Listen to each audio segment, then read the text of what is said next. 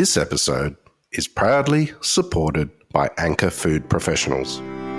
Whether you're a caterer, cafe operator, or chef running a commercial kitchen, everyone knows quality products are the foundation of successful dishes. Anchor Food Professionals is a trusted supplier to the hospitality industry and has built a stellar reputation thanks to their consistently excellent butter, cream, and cheese. As the food service business of Fonterra, Anchor Food Professionals is home to many well-known brands such as Perfect Italiano, Mainland, Western Star, and Bega, and is now an important part of the Australian food service sector.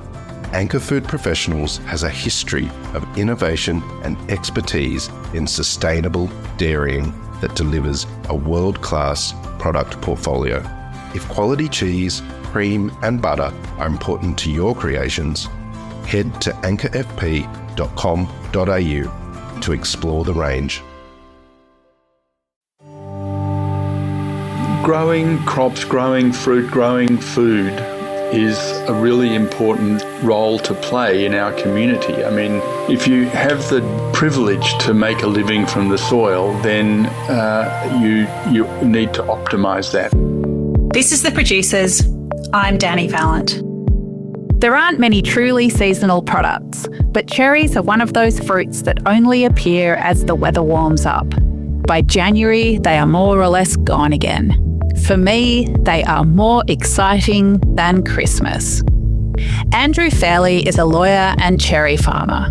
Yarra Valley Cherries is home to 20,000 trees that provide up to 200 tonnes of cherries every year. This will be Andrew's 10th harvest on this farm, but he is honouring a multi-generational heritage as a fruit producer. I'm Andrew Fairley. I'm the owner of Yarra Valley Cherries. We are a boutique premium cherry producer operating out of the Yarra Valley. We have 20,000 trees and we produce somewhere between 150 and 200 tonnes a year depending on the season. We're undulating. In fact, we're probably beyond undulating. We're hilly. And the trees are all on the slopes.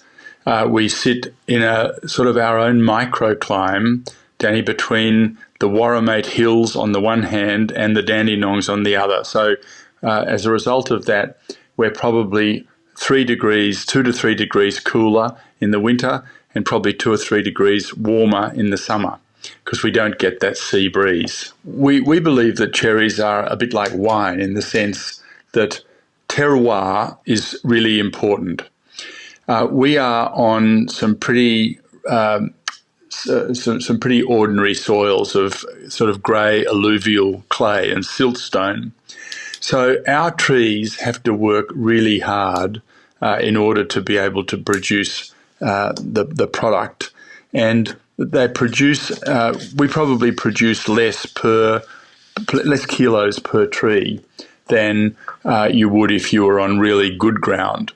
But one of the things that does, I mean, clay has got a lot of minerals in it, and the tree works very hard. It pulls those minerals out of the ground and it puts them into the fruit, which gives our fruit this terrific complexity of taste and flavour. And we think that's it's really worth foregoing some of the volume off the tree simply to get that really complex flavours when you bite into our crisp cherries. As spring gets into full swing, Yarra Valley Cherries begins harvesting. The picking season depends on the microclimate and the season, but whenever it starts, it's the exciting culmination of the hard work that happens year-round. We're about to enter the cherry season now. For us, it starts in early November. We're probably a week ahead of most of the other farms, orchards, because of our microclimate. So we begin in early November and we go right through to Christmas. There are a number of other cherry growers in Victoria that probably won't commence until mid-November, and they'll go through to mid-January. So there are the principal cherry growing areas are the Yarra Valley, that area in northern Victoria, Cobram, Yarrawonga, and just out of in Shepparton, also in that sort of Mansfield area, Yark, where koala cherries are. There's also growers then up in Mildura. Closer to Melbourne is Bacchus Marsh, and then there's also some cherry growers down on the Mornington Peninsula, where we are. We've had in terms of our season, the weather has been pretty good to us so far. We've had some early blossoms because we had quite a lot of warm weather, but then the cool. We thought we might be a bit earlier than we are, but the cool weather then set in. So we're pretty much on track to start picking. You work really hard for 10 months to be able to do everything to ensure that you have the best possible product. And then you've got really 7 weeks to bring it all home. We have over 30 varieties, and you have to do that because different varieties will ripen at different times of the season. So to have a continuous flow of fruit from early November right through to the 24th of December, you will have cherry varieties that overlap, and you'll pick them at a sugar level that's the right, anything over sort of 18 or 19 bricks is what we would pick our fruit at. That's always a joy. The seeing the machine operate, just seeing the enjoyment of the people that work with us that have been spending that 10 months just getting everything ready. This is the sort of climacterics for them. Their enthusiasm probably wanes a little bit by the time they get to the 20th of December, when it gets really busy and they're very tired. But we love going into the season, and we love the whole challenge of making sure that we produce on Yarra Valley Cherries the best product that we can. But all growers feel exactly the same. Picking swiftly moves to the excitement of packing. Andrew Fairley explains his personal version of quality control, which results in him eating a couple of kilos of cherries a day. Well, I just take it straight out of the machine and pick the ones that have got a tiny bit of a mark on them, so that we don't want to sell those except as seconds. And I don't eat the stuff that we sell as our premium product, because I'm better off to sell it rather than me eat it. But it's just so, I reckon I eat 2 kilos of cherries a day, just being in the shed and just walking around doing the packing, looking at the machine, ensuring everything's working, talking to our manager, our shed manager, and talking to the team. That we will have 20 people in our shed for those 7 weeks, ensuring the QA, the quality assurance, and then packing the product into the punnets or bags, the 1 kilo boxes, 2 kilo boxes, 5 kilo boxes, depending on where they're going, whether they're domestic, whether they're export. There's just this incredible hub of excitement, the fact that you're actually now in it again. And this is our 10th season since we bought the farm. And so that alone is an excitement for us. Andrew has a day job, but fruit farming is part of his heritage. He explains how he fell into cherries. I'm actually a lawyer, and I still practice as a lawyer, but my family, I'm originally from Shepparton, and my family have been fruit growers since the 1890s, and I really wanted to, in a sense, reflect that heritage and also to celebrate it. So I bought a cherry farm, and we work it pretty hard to try and ensure that we do the best that we can in an environmentally responsible way and producing the best product. We were looking for a place that was. I didn't want to go back to Shepparton. I still practice as a lawyer, as I said, and I don't want to be 2 hours out of Melbourne. So we found a beautiful property of 130 acres just in the Yarra Valley, 50 kilometres from the GPO, and it happened to be a wholesale cherry orchard, so it fulfilled the sort of criteria in that sense. And it was on the house, the homestead was on the top of a hill with the most spectacular views, and we just simply fell in love with it. It was just extraordinary. It's almost as if, to me, the farm found us. The Fairley family are fruit farmers from way back. Andrew's grandfather and great-uncle, Sir Andrew Fairley, were founders of SPC, which became the largest cannery in the Southern Hemisphere by the mid-1960s. He explains the attitudes and abilities that impressed him as a child at Shepparton Preserving Company. Cherries was the option that I had because that was the orchard that I bought. I mean, the family have been in peaches, pears and apricots before, but it was important to me to be in the fruit industry again, to honour my grandfather and my dad and others. My grandfather and his brother, Sir Andrew Fairley, were very much involved in the foundation of SPC, and he has established he was sort of an icon of the area of Shepparton, and built SPC from a tiny little cooperative into the largest cannery in the Southern Hemisphere. When I was a kid and I used to go up, spend a lot of time in Shepparton with my aunt, Sir Andrew would, or Uncle Ab as I would call him, would take me around the cannery. And the thing that I think impressed me most about those trips, and there were many, many hundreds of employees, probably thousands of employees, because in those days the mechanisation was nothing like it is today. But as he walked around, he knew how to do every job. He knew everybody in the factory. He managed by walking around, amongst other skills that he had. But he also knew that when people were packing boxes or were operating the machines that cooked the fruit in the cans, he'd always say, tell me about such and such, tell me about this aspect of it. Could we be doing that a little bit better? He was very much involved in the process of ensuring that the productivity and the process for achieving that productivity was being done optimally. A modern cherry farm is very different to SPC, but there are connections. Andrew explains how he's drawn from his family's heritage. We don't operate a cannery. We're operating a business where we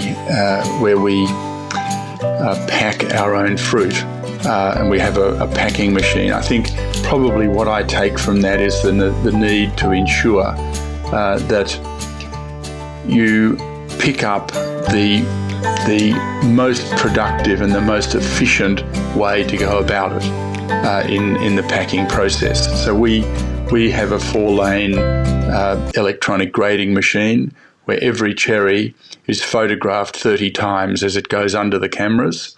Those images, I mean, your eye couldn't even see how quick those photographs are, and they get passed through the software, and that then enables the software to tell the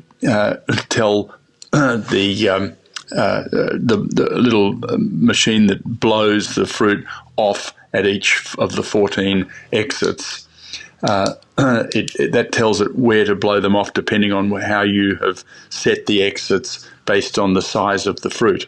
So if you've got a crop which has a lot of 26 mils and 28 mil cherries, then you might have 4 or 5 lanes allocated to that size, and you might, as the cherries change from different varieties, you'll have different amounts of 24s and you'll have different amounts of 30s. So it really is an amazing machine, and it gets a little bit upgraded each year as the makers, GP Graders, an Australian machine making company based in Gilby Road, Mount Waverley, based on the improvements that they make.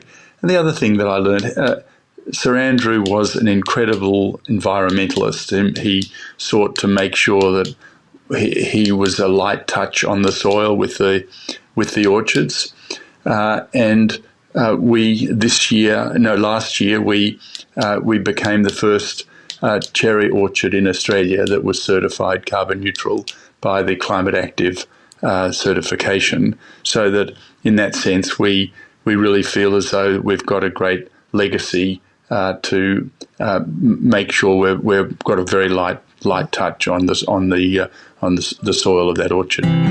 Farmers can be the greatest environmentalists, largely because of their close connection to land impacted by climate change.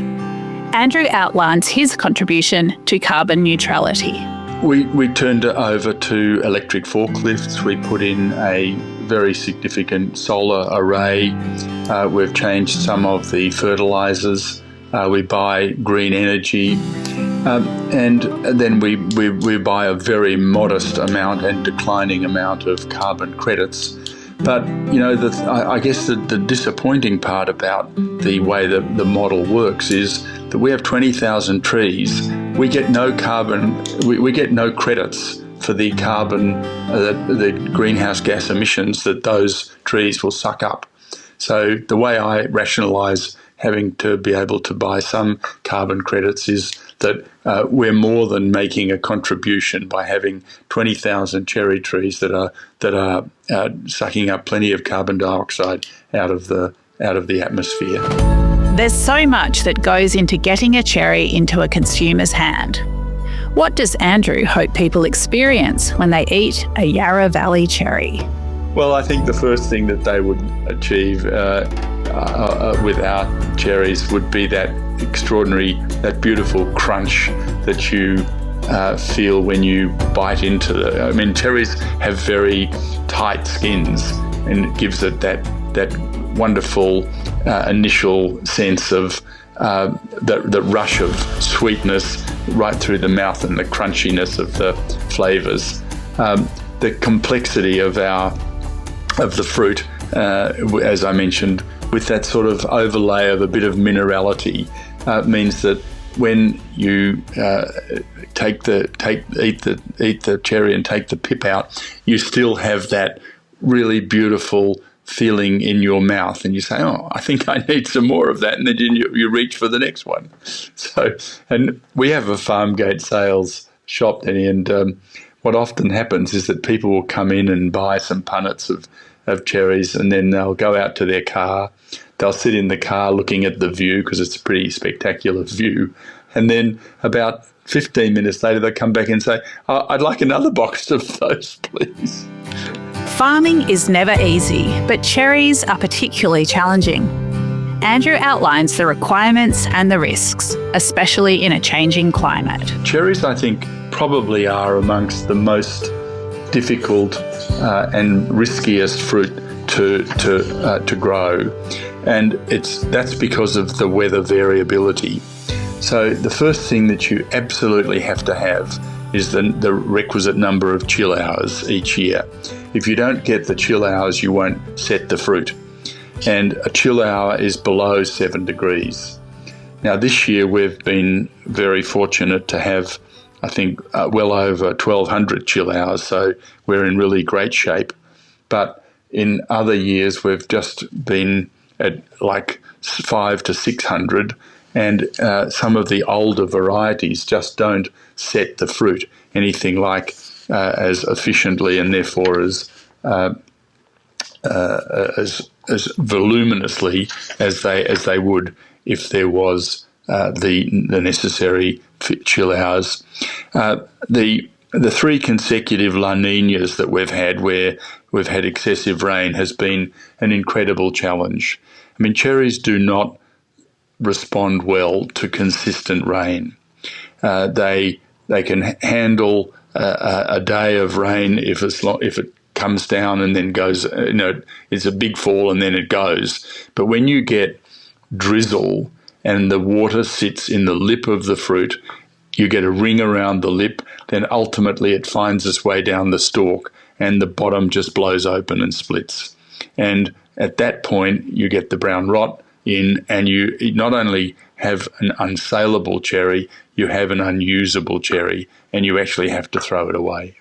So that's a major problem, a major issue, a major challenge for the cherry industry. I mean, there's also, the other difficulties that is experienced with all of agriculture. That is the rising production costs of labour, materials. They're all squeezing the profit margins. From time to time, we have had labour shortages, although that's not the case this year. The Horticulture Award is a challenge for us because nowadays you have to employ people, pickers particularly, based on a minimum of a minimum hourly rate. So you have to be constantly ensuring that the pickers are picking enough to be able to justify the hourly rate. Because in years gone by, you would pay pickers on piece rates. That is, you'd pay them on the basis of what they an amount per kilo that they picked. But now it's a flat rate. Andrew Fairley has a long-term perspective on farming and food production and is very clear about his sense of responsibility, privilege and obligation. In a sense, we are stewards of our land. We're stewards of the orchard. We're stewards of the country that we look after. And there are responsibilities that go with that. There are environmental responsibilities. There are responsibilities about ensuring that you leave the country better off than you found it. So you need to ensure that you work it appropriately, not to maximise the output, but to align the output with what the land can actually handle. So in that sense, you really are a steward, a fiduciary of that country, and it's. I feel very comfortable that the two actually are aligning. Growing crops, growing fruit, growing food is a really important role to play in our community. I mean, if you have the privilege to make a living from the soil, then you need to optimise that. And I've always, in farms that I've owned, I've always been very proud to try and produce the product that is at the highest quality level. And I've revelled in being a food producer because I'm actually making a serious contribution to the needs of the Australian community. In the depths of winter, I probably don't enjoy it all that much because I do get involved in helping the staff on weekends, mowing and keeping the place in good order, and it can get pretty wet and muddy when you're out in your gumboots trying to do your farm work. But as you come into spring and you see these beautiful blossoms in the blossoms, the buds coming in September, and then we bring in 3 million bees. We bring in 60 hives and place them all around the orchard, and there's 50,000 bees per hive. But don't ask me if I've been in there to count them, okay? But if you put those bees around and then you just have this, for 2 weeks, you just have bees buzzing everywhere and pollinating those flowers to make your fruit, and that's very exciting. And it's also amazing to see essentially what is 35, 40 acres of white blossom, all happening virtually simultaneously. It's just a picture. Cherries are joyful, signs of summer and little bursts of sunshine that you can pop into your mouth over and over again. Andrew Fairley farms with a sense of legacy, responsibility and pride, stewarding the land and providing high-quality fruit to consumers who benefit from the hard work put into land, tree and fruit throughout the year.